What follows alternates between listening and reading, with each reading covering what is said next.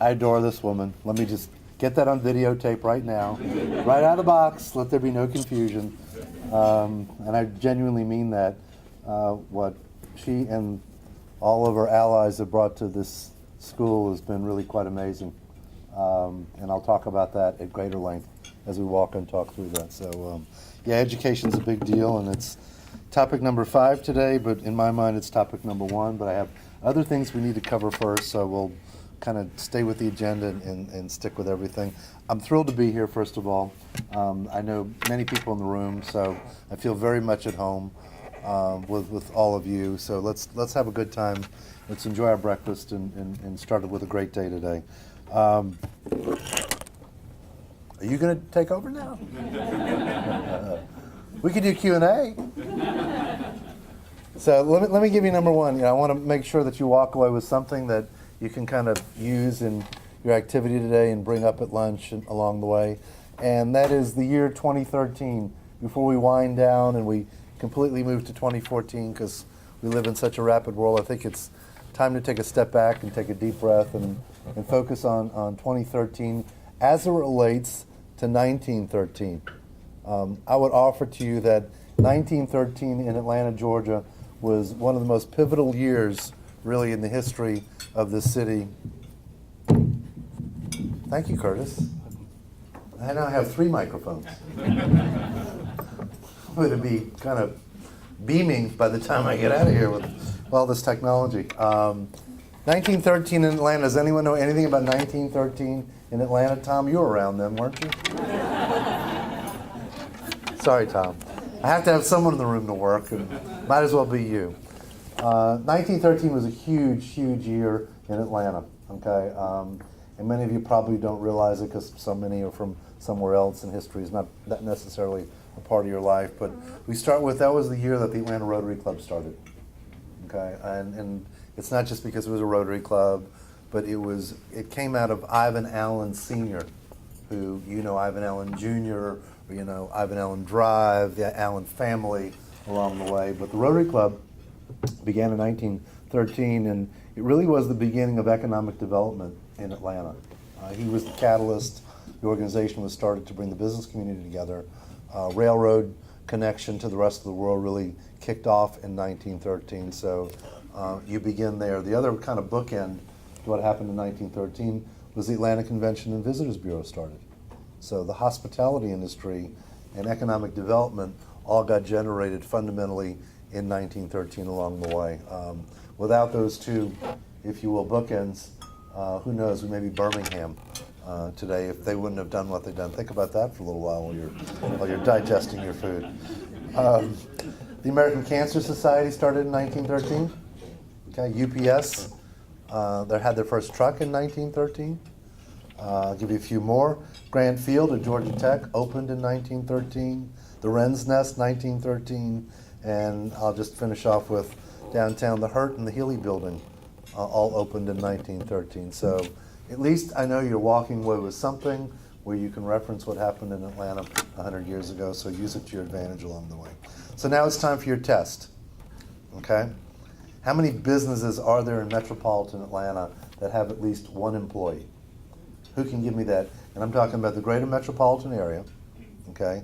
Not self-employed, because a lot of people have a business license but don't have an operating business, so we use the one employee as they have to pay somebody, so they're more legitimized by having that. Who wants to venture the first guess as to how many companies there are in town? Because again, you need to know this. You need to know how big the pool is, where you're doing business, and what it means to you. So 4 million?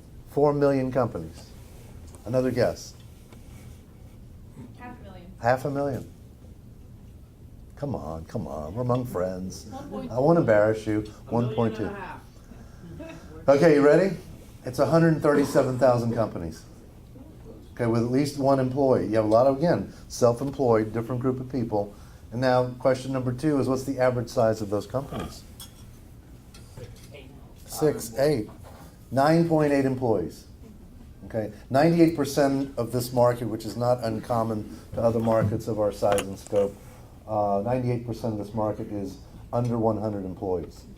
Yes, we have a lot of Fortune 500 companies, But at the end of the day, if you look at where jobs are coming from, if you look at where employment is, if you look at the composition of Atlanta as it relates to fast-growing companies, which is really kind of our centerpiece of success along the way. It's 9.8 employees, and it's been pretty much that way for about the last 10 years.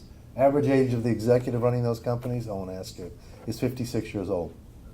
Getting younger, holding to getting younger, as you would expect, and you're going to see a huge demographic shift happening over the next 10 years where that number will get considerably younger along the way, partially because of the baby boom group now moving into retirement, 65 plus, getting out of business. Also the migration of young people taking ownership and starting up companies. And startups are becoming a much bigger deal in this community. So that's kind of hot button number one.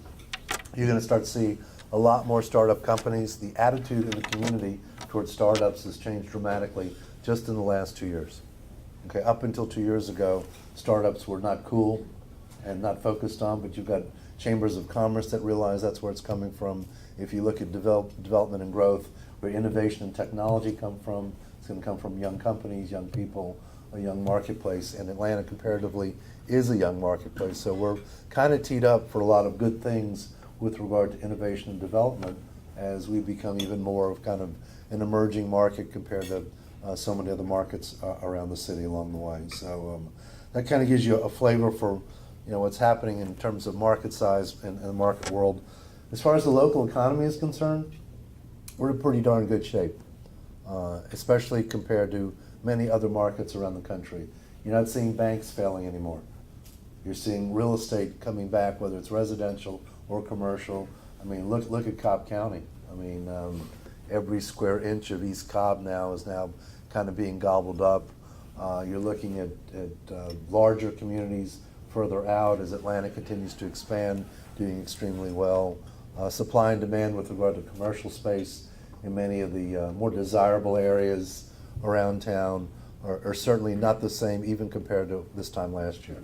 So the rebound in banking on one side of it, the rebounding of real estate have always been large drivers in our community, and I will tell you that I've yet to see anyone in residential or commercial singing the blues this year.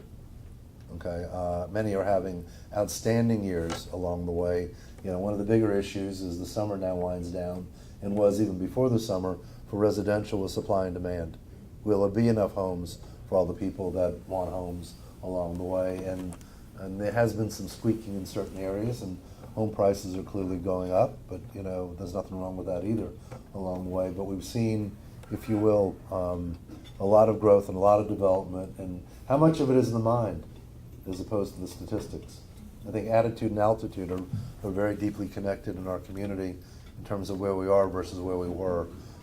No, there are some areas that are not doing well. Yes, we still have an issue of employment and finding good jobs and employing the students coming out of Kennesaw and other schools around town, which is kind of a different topic. But generally speaking, if you look at the hospitality industry as another example, having an incredible year. Conventions are a very big deal and a big driver, and I think are undervalued in most cases in this community with regard to the importance, the effect on the tax base, all the people that are working in hospitality behind the scenes, the whole development of a middle market, continuing evolution of the middle market, are all very tightly connected to the hospitality industry. And got to eat, folks. And but people coming into town, convention trade, the amount of dollars they're spending, the amount of time they're spending here is a very big deal, and they're having an outstanding year. And the pre-book for next year into 14 and 15 look even brighter, frankly, than what this year has brought to the community. So again, I think a leading indicator along the way. And the other one I'll just attach to the job picture, or indirectly, is professional services. The accountants and the lawyers are all quite busy. Some of it's transactional work, obviously tied to real estate, but the whole boat has lifted in our community. But the jobs piece, we still have a long way to go, whether the number is 7.5% or 6.5%. The value of those jobs is still a major discussion topic on reemployment, slowly but surely. Still a lot of companies that are sitting on a lot of cash.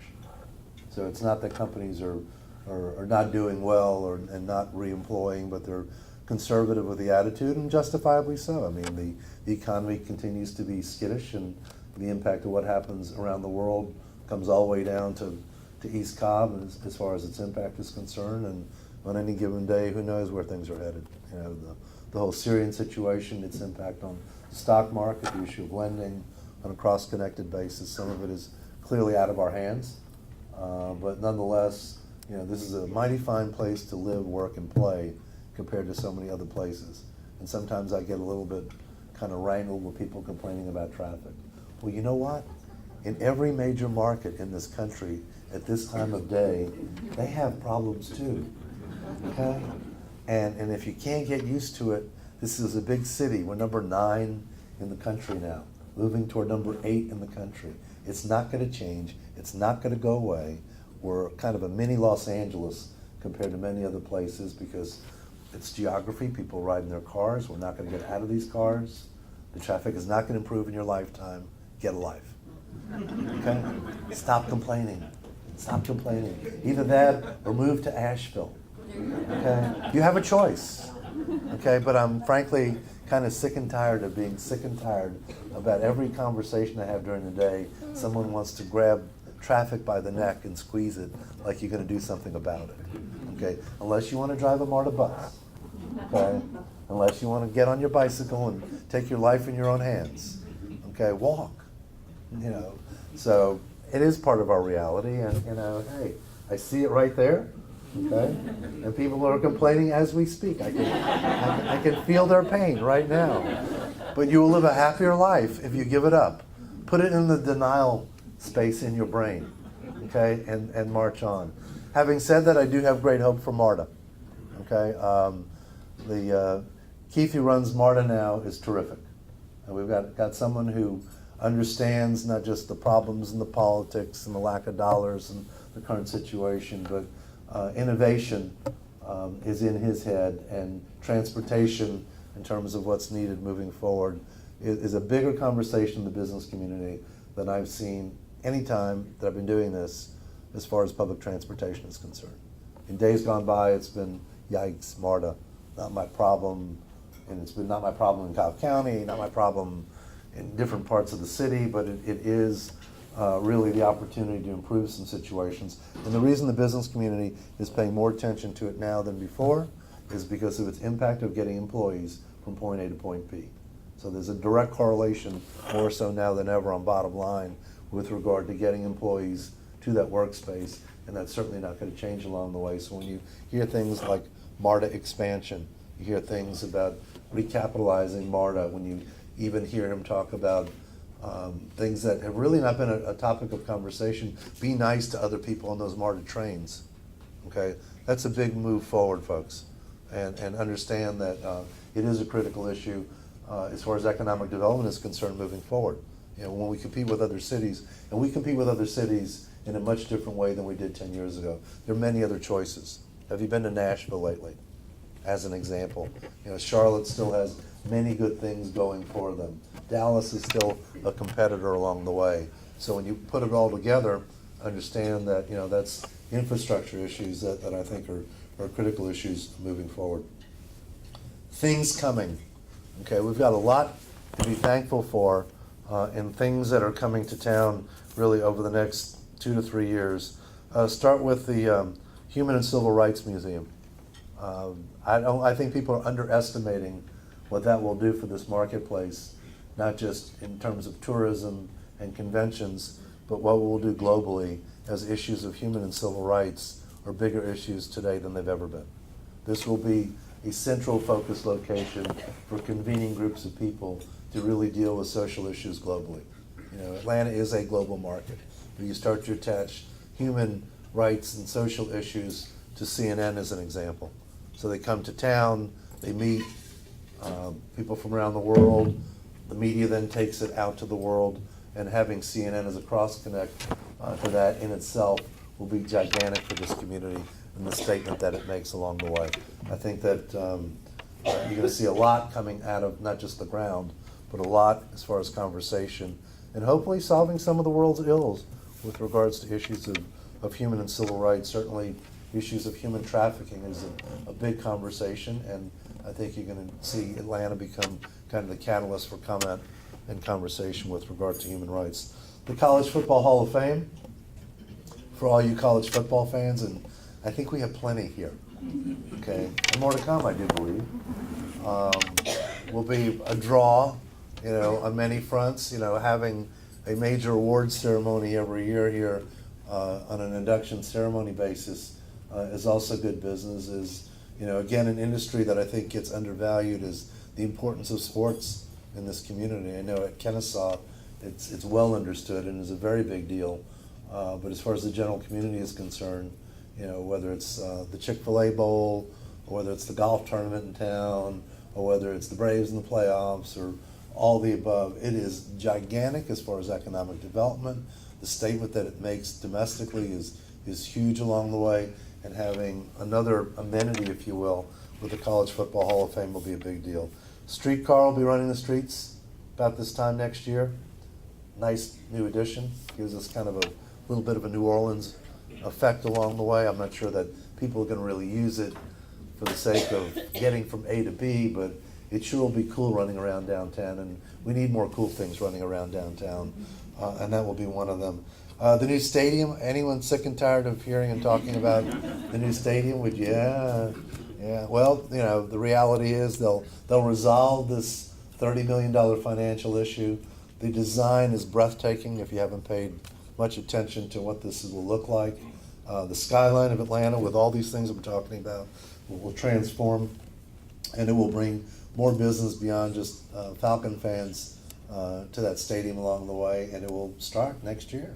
So, it's not like we will get a Super Bowl because of it moving down the road, whether it's, in 19 or 2020 as well. But, that I think is, again, something when you put all this together, okay, it's a lot.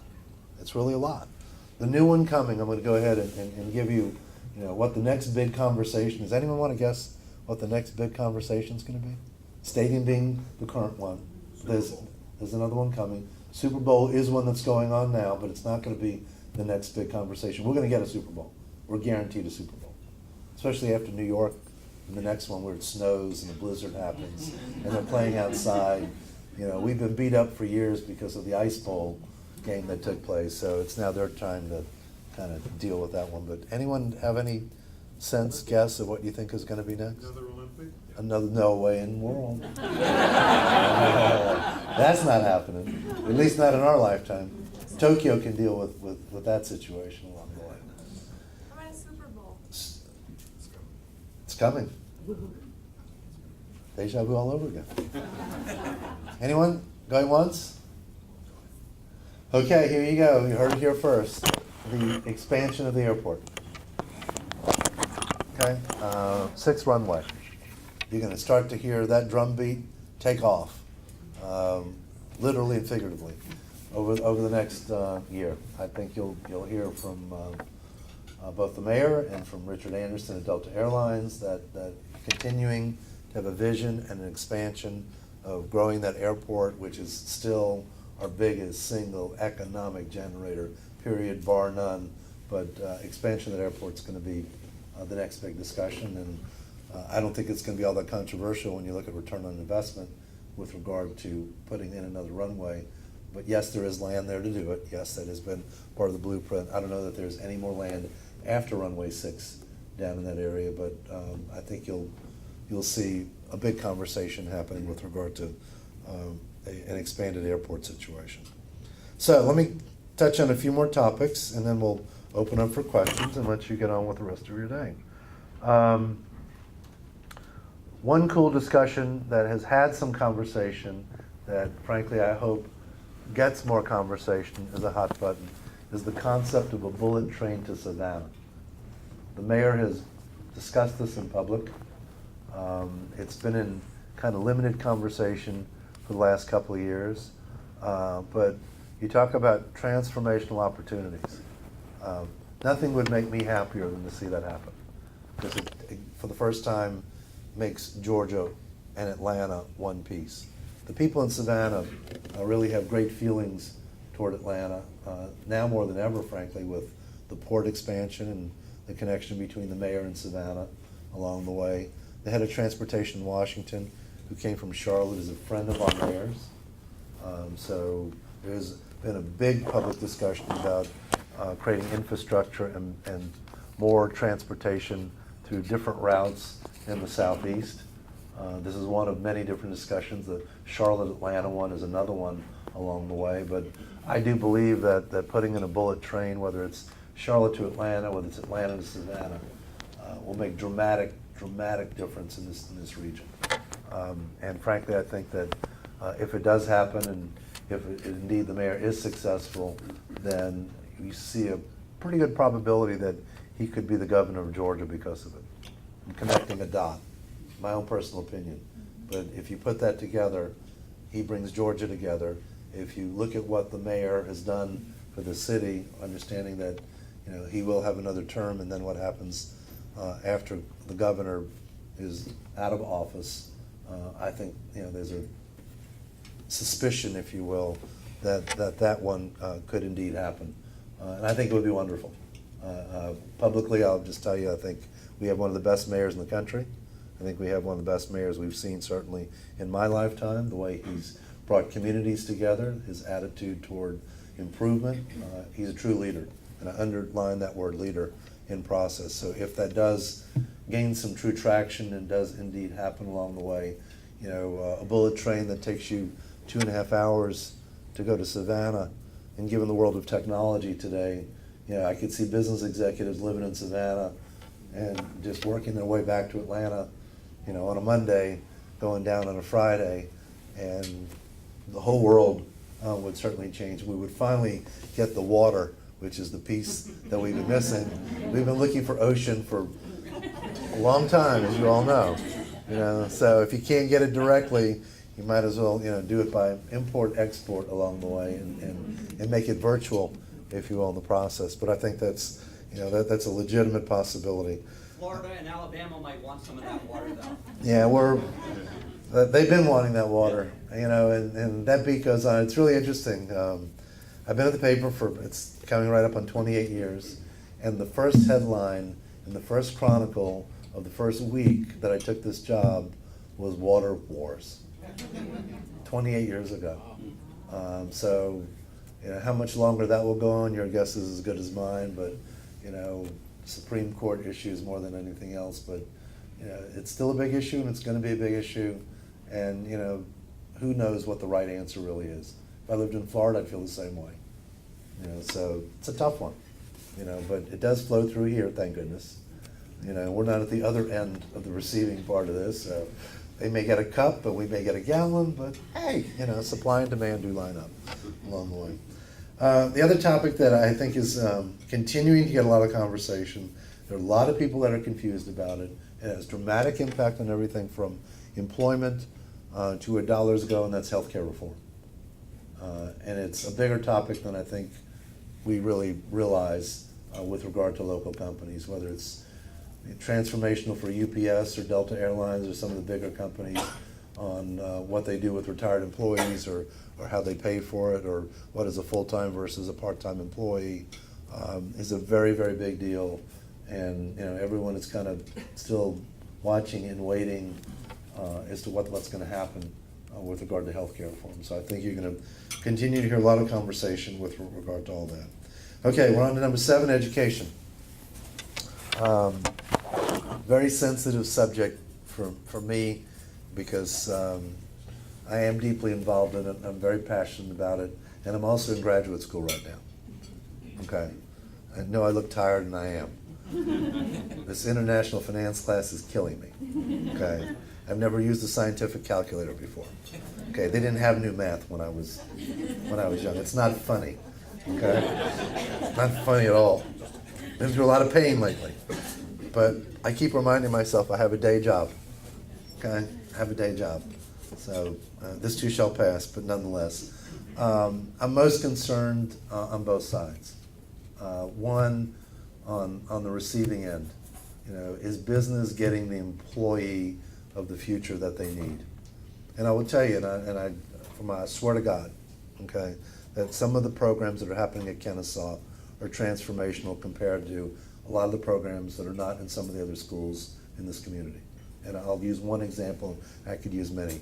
You can get a degree in sales at Kennesaw. Okay, how many people go into sales directly or indirectly? A ton. Compared to how many of our children will be graduating with degrees in marketing, whatever that is. Okay, big difference in today's world. The whole issue of a degree in social media is a bigger deal than getting a degree in marketing research, based on supply and demand of those jobs and the opportunities for those. Okay, and I can give you many other examples, and I hear from a lot of companies that these children that are coming into the work world aren't ready. They're all very smart. They're all very smart, but many of them really know very little. And it's a giant issue, and it's something that I'm very vocal about because I sit in the middle of supply and demand. Okay, and I take that, I'm a product of the Atlanta public school system. I'm a product of Georgia State University. My children are educated here, so no one's going to tell me about, what the school system looks like in Atlanta. So on one side of it, is business getting what they need? The whole conversation between public education and the business community isn't together. They're two different conversations, and they need to come together. And there is more conversation, there is hope that dialogue is now happening between the two, and the aha moment is coming along the way. The governor, from his competitiveness initiative, dials into that to some degree. But a lot of it really deals with companies getting more involved in education, and education getting more involved in business. And I wish and I hope and I pray that will really come together in a different light, and that, especially in our community, that we maybe become a little more innovative in our approach to it. There's still silos, okay? There's still, different code books along the way, but I think it's a very big deal. Conversely, one of the greatest pains that I have is many of these students can't write. They just can't write. I'm editing all the papers for my class, by the way. So I'm seeing it firsthand. But you think about it, diagramming a sentence is long gone. Writing is just not a skill that's put in front of children early enough in the process. Everything is a smartphone, so cryptic writing has now become the order of the day. And everyone needs to be able to write. I don't care what job, I don't care where you work. You still got to send an email, and it's got to make sense, and it's got to be a complete sentence.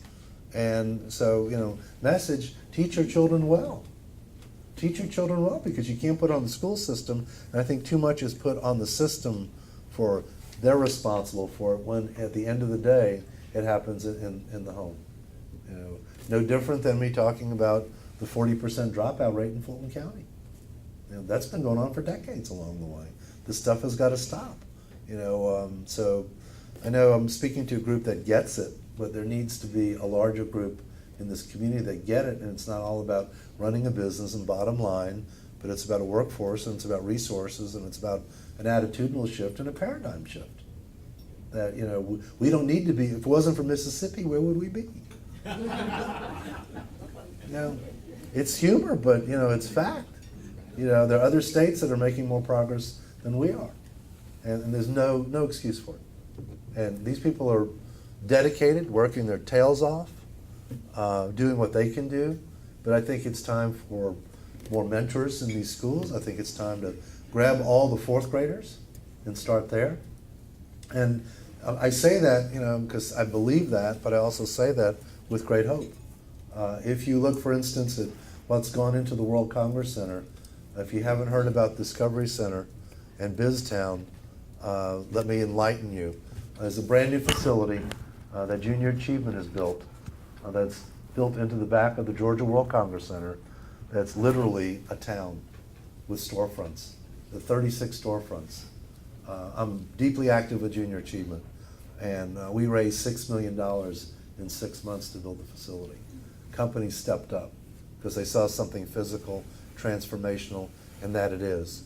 But I challenge all of you to go teach a Junior Achievement class. I challenge you to go see what BizTown and Finance Park look like, because we're literally going to bus children in from the metro area so they can get an experience and get an understanding earlier in the process that, getting a job and having a life are connected. And this education thing is more critically important for them than they certainly realize along the way. The goal is to put a second one in Gwinnett County in a few years. But it's these kinds of stepping up, innovative, technologically outstanding facilities at an age and a stage, because they're so much smarter, so much younger than ever before, that the aha moment happens to them when they're in the third, fourth, and fifth grade, and it carries forward to the point when they land up at Kennesaw, they're ready to roll, as opposed to 40% dropout rates, or we're down there with Mississippi along the way. And that in itself, from a community perspective, an economic development perspective, a quality of life perspective, any way you want to connect the dots, is the big critical issue along the way. So with that, I'm gonna leave you with my last topic, and then we'll open up for questions, and we'll go on our merry way. The other big one that along with education, that concerns me a lot, keeps me up at night, not a lot, is leadership. Leadership is not growing, leadership is eroding. If you look at who runs for public office, in many cases, no matter where you are, it's the same old people doing the same old things to the same old people. And some of them are career politicians, and that's not all bad. There's one in the next room, Sam Owens, that I take about 50 of them, if we could. Fan club. Show me your tattoo. You're Sam Owens tattoo. Actually, the shirt's hanging in the closet. Wait a minute, phone's ringing. Can't take that. I got so much electronic stuff going on here. It'll blow up any second now. But leadership is a huge, huge issue, especially with the younger demographic. Okay.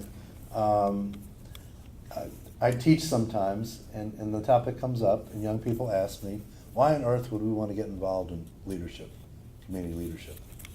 And it's hard to explain to young people how important it is that, you know, the legacy is going to be left to them, and that it is their community and it's their responsibility.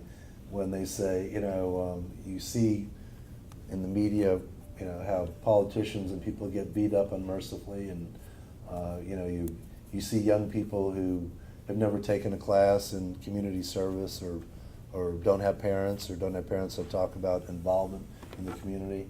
And we see it. We see it at the Chronicle. I see it when I go to committee meetings and I look in rooms, and frankly, there are too many people that look like me. There really are. And I worry about that as far as what happens next. You know, this is a room that, again, gets it, but the bigger picture situation is, I think, leadership needs to be a bigger discussion topic. I know that the Cobb Chamber, per conversations I've had, have now added a leadership program to start to step up. But, you know, when you look at the demographic really in the 30 to 40 range compared to the way it was 20 years ago, this city is big enough, 6 million people now, where it should be twice the number, and I think it's fewer today, and I can't quantify it, than it was 20 years ago along the way. But I can tell you one thing about, and the ladies in the room will completely understand this, I would have expected that there would be more women today running more companies today than we're seeing today. Okay, I don't know that we've made major progress. If you look at large companies in town, there are only a small handful where women are in control of those companies. And it just fundamentally does not make sense to me. Okay, it's not 50 years ago. You know, we're in a modern day world. There's certainly more women in the workforce in senior positions than ever before, but taking that next step up, I think, is a big opportunity and a big conversation that we don't have time for today, so I won't go there. And then I'm going to finish on my last but most favorite topic, and it's for everyone in the room, and it's regarding health. Okay, we're pretty pitiful, okay, compared to other markets. And I could do this pretty pitiful by numbers, but I won't. But I'm going to speak to the men in the room. I am a prostate cancer survivor. Okay, I caught it early. I got lucky. 3 years passed, and every day when I go to lunch with a guy, I ask the question, what's your PSA count? Okay, and it's amazing the reactions I get. I don't hang out with stupid people. Okay, I'm with highly intelligent people every day of my life. And in the 3 years, I've now caught 45 men, okay, who either looked at me and said, I don't know, cowered and tried to change the subject, okay? Said they will go do something, body language that, in disbelief, and 4 of them ended up having prostate cancer. So my hit rate is 10%. It's crazy. Men are weird, okay? Women understand health 100 times better than men. So to the guys in the room, if you don't know your PSA count, at least for those that are at the 50 range, do yourself a favor, save your life.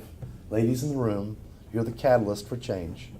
Push hard. Don't accept anything but statistics and numbers, because it just pains me greatly when 10% of the guys that I hang out with have to be kind of guilted, if you will, into checking on their health. So I leave you on that wonderful topic. Aren't you thankful that we have such an advocate, not only for business, but for the city of Atlanta? I'm specifically thankful for his advocacy for education as well. So if you enjoyed Ed this morning, please give him one more round of applause.